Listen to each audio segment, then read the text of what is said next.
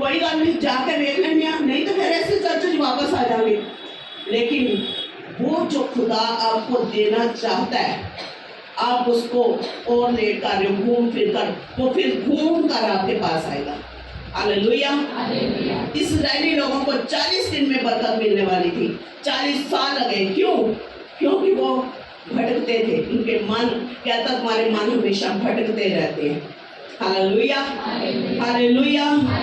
क्या लिखा है कि रूत को जो नौमी थी उसको वेट करनी चाहिए थी परमेश्वर की, अपनी जगह पर बैठकर वेट नहीं की।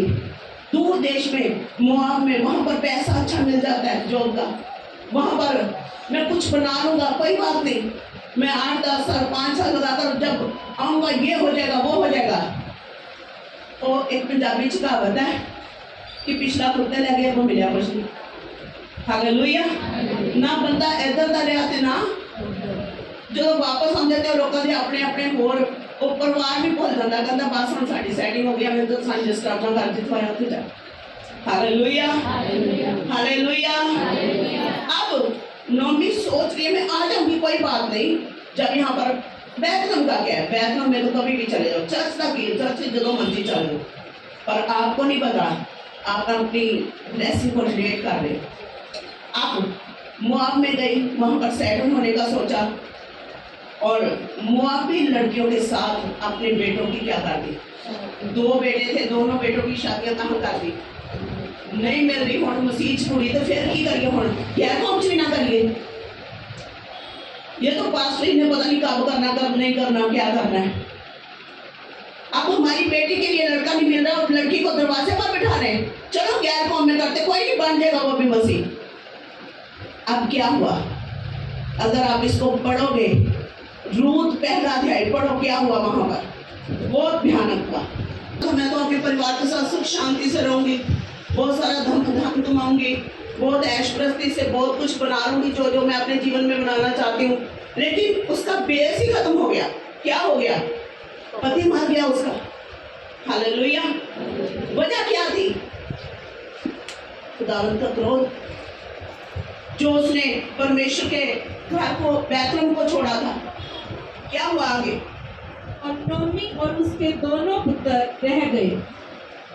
4 और उन्होंने एक मोआबी स्त्री से विवाह कर लिया, एक का नाम ओरपा और दूसरी का नाम रूत था। Hallelujah, hallelujah. अब जब पति की डेथ हुई थी तभी इसको समझ जाना चाहिए था कि मैंने यहाँ पर आकर पाया नहीं, सब कुछ गवाया है। हालेलुया। फिर भी समझ नहीं आई, उसके बावजूद बाइबल में लिखा है कुछ लोग ऐसे हैं जो बांधे जाने पर भी तौबा नहीं करते। परमेश्वर कई बार प्रॉब्लम्स क्यों आने देता हमारी जिंदगी में, ताकि हम पश्चाताप कर लें, तौबा कर लें, माफी मांग लें उन पापों से जो हमारी आंखों की अभिलाषाएं हैं, हम गंदा देखते हैं, गंदा सोचते हैं, उनकी वजह से ये जो दुष्ट आत्माएं हमारी ओर अट्रैक्ट हो रही हैं, हम माफी मांग लें प्रभु से। हम प्रभु से आगे से प्रॉमिस कर लें कि प्रभु पवित्रताई का जीवन चलेंगे, आगे को हम इस पाप में जिंदगी नहीं बिताएंगे।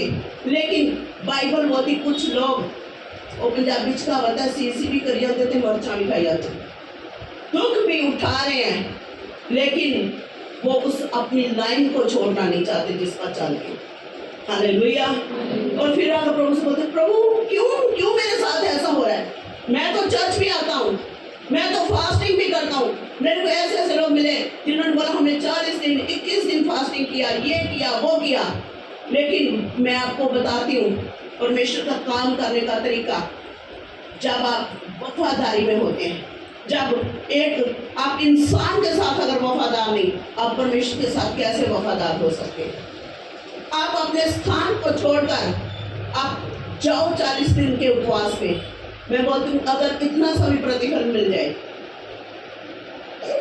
यहाँ पर इसने सोचा था मैंने परमेश्वर को थोड़े छोड़ा है, मैंने तो सिर्फ बैतलहम को छोड़ा है। तो क्या हुआ? पति की मौत हो गई, उसके बाद भी इसने सुधारा नहीं अपने आप को, बल्कि लड़कों की शादियां कहाँ कर दी? गैर कौमां दे विच, जो लोग यीशु मसीह को जानते नहीं थे। परमेश्वर कई बार प्रॉब्लम में डालता है कि सुधर जाओ, ये उल्टे सीधे स्टेटस लगाने, ये उल्टी सीधी बातें करनी लोगों के साथ, ये चैट करनी बंद कर दो, प्रॉब्लम आती है। लेकिन हम हर बार चर्च में आते हैं, मेनू ये प्रॉब्लम थी और ये ठीक हो गई, अब नेक्स्ट प्रॉब्लम। हम ये शान समझते हैं, प्रॉब्लम को फेस करना हम शान समझते हैं। जो परीक्षा है वो शान है, लेकिन जब हमारे गलती बार बार हम वही गुनाह कर रहे हैं, ये शान नहीं है। आज प्रभु चाहते हैं कि हम मन फिराएं, नोमी की तरह कठोर होकर। पहले पति की मौत, और वो खुद जिम्मेवार थी अपने पति की मौत की, और उसके बाद बाइबल में लिखा उसके बेटों की भी मौत। हालेलुया। क्यों? क्योंकि उसने गैर कौम औरतों से शादियां कर दी। हालेलुया। और जैसे उनकी शादियां हुई उनकी भी मौत हो गई, क्रोध पर क्रोध। क्यों? क्योंकि वो अपने परमेश्वर के उस छाए हुए स्थान में नहीं रही, वो यीशु मसीह में पाई नहीं गई। उसने उस स्थान को छोड़ दिया जो यहोवा परमेश्वर ने उसके लिए चुना था।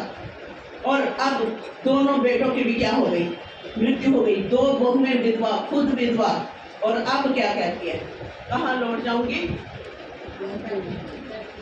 सुना 6 आयत में लिखा, उसने सुना कि बैतलहम में अब थोड़ा बढ़िया हो गया है। क्या लिखा है?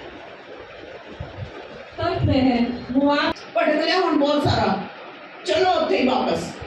अब समझ आई कि वही रोटी का शहर है, वही वापस जाना चाहिए। और वापस आई, और क्या बोलिए लोग बोले नौमी, कहती नौमी नहीं मारा कहो। कहते जैसे छूची गई थी वैसे ही छूची। बहुत सारे लोग हैं जो सोचते हैं कोई बात नहीं, चर्च से दूर हो जाए कोई बात नहीं, प्रेयर से दूर हो जाए कोई बात नहीं, हमें धन कमाना, हमें ये करना है वो करना है। लिखा जिमें खाली जाते थे उवें फिर खाली हाथ वापस भी आ जाते थे। क्यों? क्योंकि भरती ਤੁਹਾਨੂੰ परमेश्वर की हजूरी है। ਤੁਹਾਡੇ ਬੈਂਕਾਂ ਨੂੰ, ਤੁਹਾਡੇ ਕੰਮਾਂ ਨੂੰ, ਤੁਹਾਡੀਆਂ ਤਿਜੋਰੀਆਂ ਨੂੰ परमेश्वर की हजूरी भरती है, ना कि दूर देश। Hallelujah, hallelujah. कहती जैसे मैं छूची गई थी वैसे नहीं आई थी, बल्कि उससे भी कहीं बढ़कर छूची होकर। जो बेटा और पति थे वो भी खो गए, सब खत्म। बाइबल बोलती परमेश्वर के भूलने वालों एक बात को याद रखो कि जब वो आएगा, मालूम है यीशु मसीह फिर से आने वाला है बादलों के ऊपर। Hallelujah, hallelujah. तो तैयार रहो, अपने को तैयार कर लो यीशु मसीह की हजूरी के लिए। ये नहीं कि बिल्कुल अचेत पशु की तरह कि पता नहीं आना या नहीं आना, बस कमाओ खाओ यही लाइफ है। ये लाइफ नहीं है। प्रभु यीशु मसीह के में पाए जाना यही लाइफ है। हालेलुया। और 14 आयत में लिखा हुआ है, पढ़े जरा। तो दिल से कह रही थी प्रभु अपनी सास को कि नहीं मैं तो तेरे साथ रहूंगी, तेरे साथ चलूंगी। लेकिन औरपा जो थी वो ऊपर ऊपर से कह रही थी, क्योंकि उसके नाम का ही अर्थ है वापस लौट जाने वाली। उसके नाम का मीनिंग क्या था? वापस। वापस लौटने का मतलब क्या है? गैर कौमों में जाना चाहती थी वो। वापस लौटने का मतलब क्या है? वो गैर कौमों में शादी करवाना चाहती थी। हालेलुया। और लिखा उसने चूमा और वो वापस लौट गई। ये कलीसिया को दर्शाता है। दोनों जो रूत और औरपा हैं ये कलीसिया को दर्शाती हैं। नौमी जो है वो पास्टर को दर्शाती है। जब मुश्किल पड़ती है तो बहुत सारे लोग, नौमी ने क्या बोला? चले जाओ। लेकिन रूत क्या बोलती है? कहती मुझे, रूत बोली कि मुझसे ये विनती ना कर। 16 आयत में लिखा है कि मैं तुझे छोड़कर जब त्याग कर लौट जाऊं, जिधर तू जाएगी मैं भी उधर जाऊंगी। अगर तू भूखी प्यासी रहेगी मैं भी तेरे साथ भूखी प्यासी रहूंगी। ये कलीसिया है। रूत क्या है? एक कलीसिया है। कलीसिया का मतलब क्या है? कलीसिया की ड्यूटी क्या है? अपने अगुवे के प्रति उसकी जिम्मेवारी क्या है? बहुत सारे लोग बोलते प्रभु के प्रति सारी जिम्मेवारी। प्रभु को तो आपने देखा नहीं है। आपकी जिम्मेवारी आपके अगुवे के प्रति है। हालेलुया। क्या जिम्मेवारी है? वो जो आपको बोले उसकी बात को मानना। हालेलुया। पैर ही हाथ लगाना ये जिम्मेवारी नहीं है। आप उनकी बात नहीं मान रहे हो, आकर पैर में हाथ लगा रहे हो, ये आपकी जिम्मेवारी नहीं है। कलीसिया का काम क्या है? कि जिधर तू जाएगी उधर मैं तेरे। अगर आप प्रकाशित वाक्य पढ़ते हैं, कहते स्वर्ग में कौन लोग पहुंचे, कहते 1,44,000 लोग। कौन से लोग थे, कहते जो मेमने के साथ साथ चले, जिधर मेमना जाता था उधर ही वो जाते थे। मतलब जो लोग मसीह में पाए जाते थे, जो यीशु के साथ साथ चले, दुखों में भी, क्लेशों में भी, प्रॉब्लम में भी, हर हालात में वो यीशु मसीह में पाए गए। कहते वो लोग पवित्र किए हुए, सफेद वस्त्र पहने हुए, वो पवित्र लोग जिधर मेमना जाता था वो उधर उसके साथ साथ चलते थे। हालेलुया।